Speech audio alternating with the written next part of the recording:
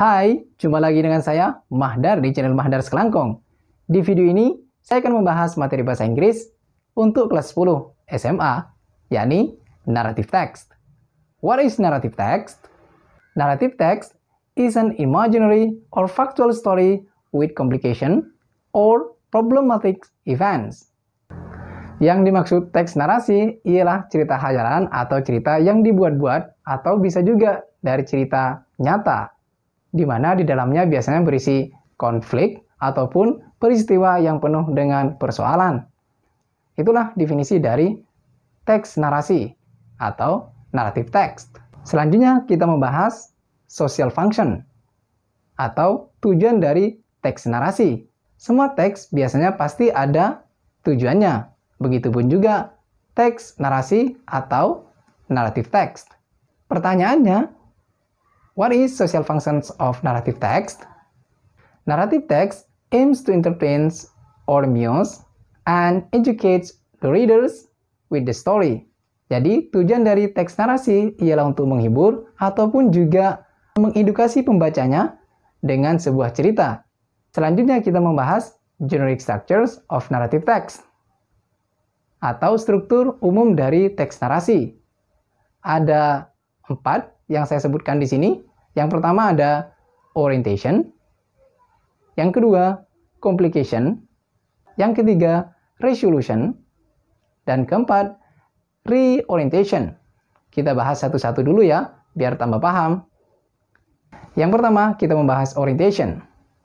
Orientation introduces the characters involved, where and when the story happen.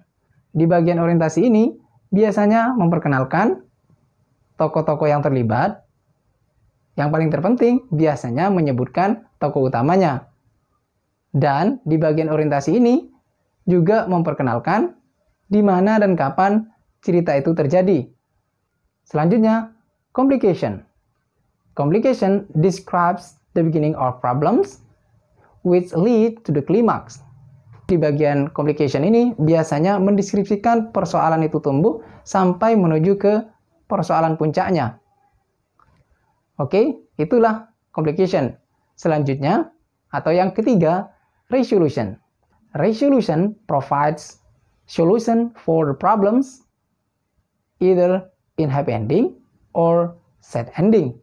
Di bagian resolution ini biasanya menyajikan solusi terhadap persoalannya, baik nanti akan berakhir bahagia ataupun berakhir dengan kesedihan. Selanjutnya, reorientation.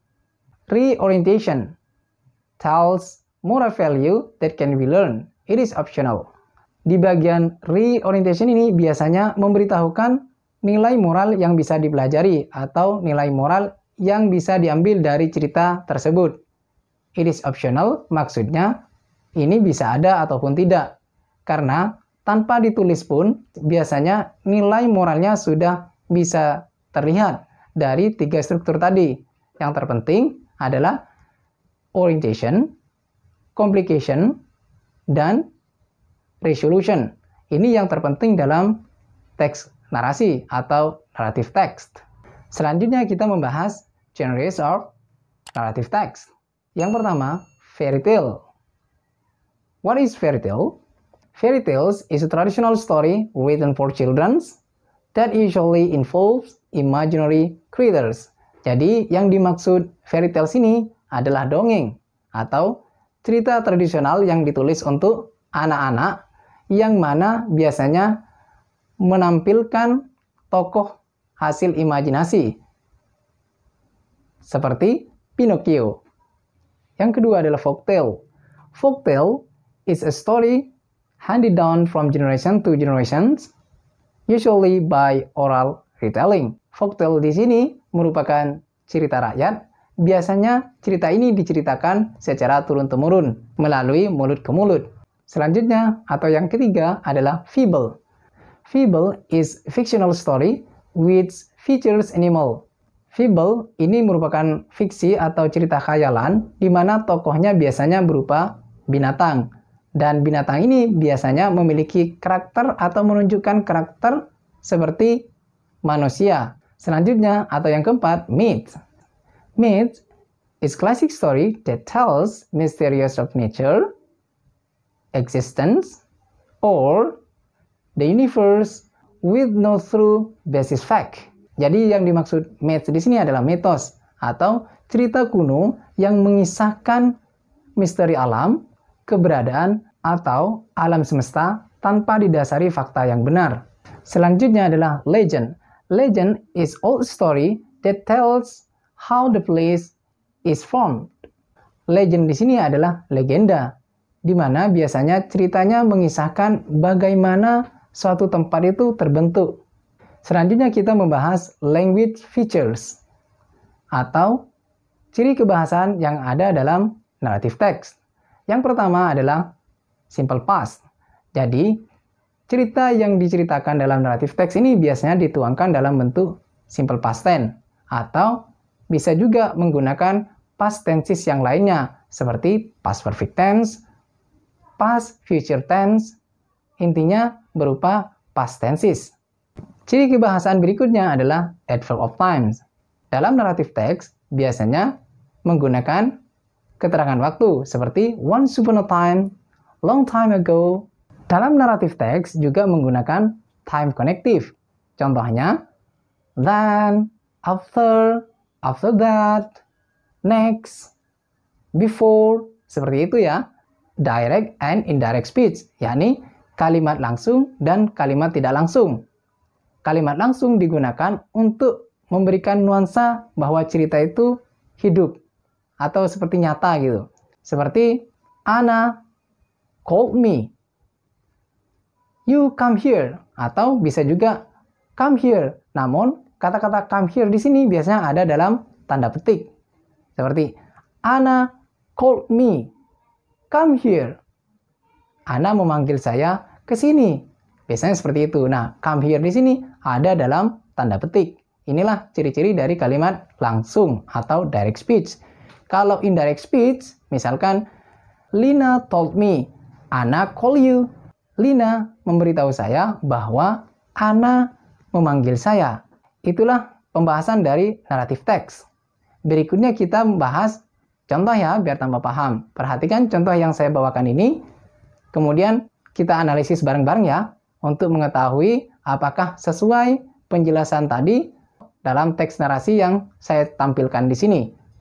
Sand and stone. Once upon a time, there were two friends walking through the desert. During the point of the journey, they had an argument, and one friend slapped the other one in the face. The one who got slapped was hurt, but without saying anything, wrote in the sand, "Today my best friend slapped me in the face." They kept on walking until they found an oasis, where they decided to take bath.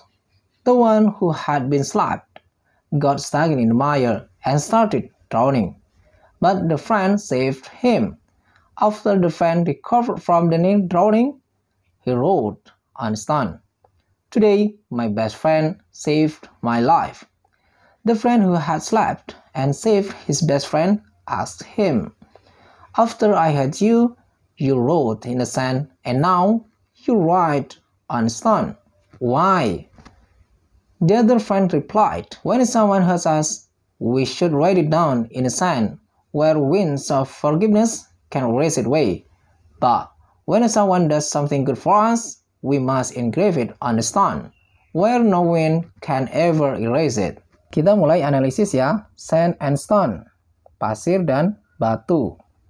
Kita mulai dari generic structure atau struktur teksnya.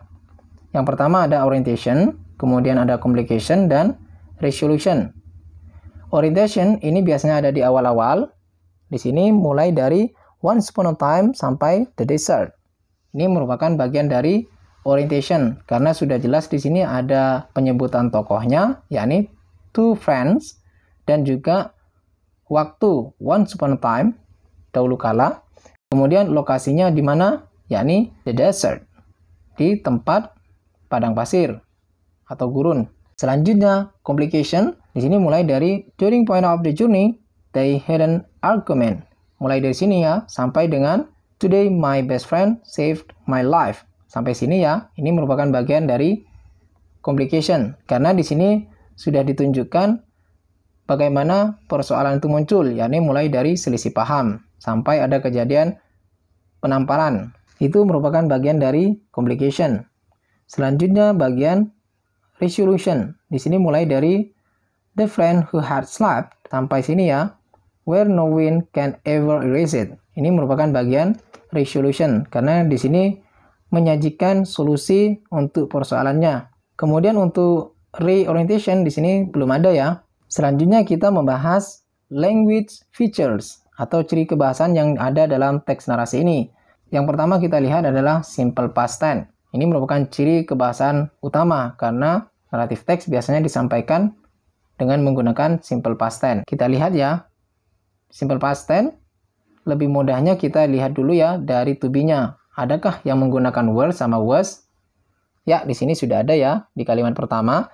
There were two friends. Were di sini merupakan ciri dari simple past tense. Selanjutnya ada was gak? Kita coba cari ya. Nah, ini ada juga the one who got slapped was hurt. Was di sini merupakan ciri dari simple past tense. Selanjutnya, selain to be, kita juga bisa melihat dari verb atau kata kerja verb 2. Karena simple past tense menggunakan verb 2. Kita coba cari ya. Ya, di sini sudah ada had. Had merupakan verb 2 dari have. Kemudian slept. Ini merupakan verb 2 dari slept. Selanjutnya kept.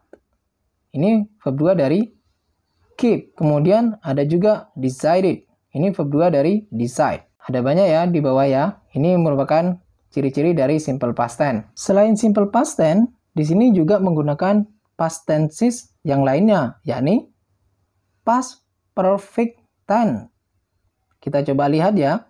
The one who had been slapped. Ini merupakan past perfect, yakni ada auxiliary had diikuti to be been. Di sini kalimatnya berbentuk pasif ya, had been slapped.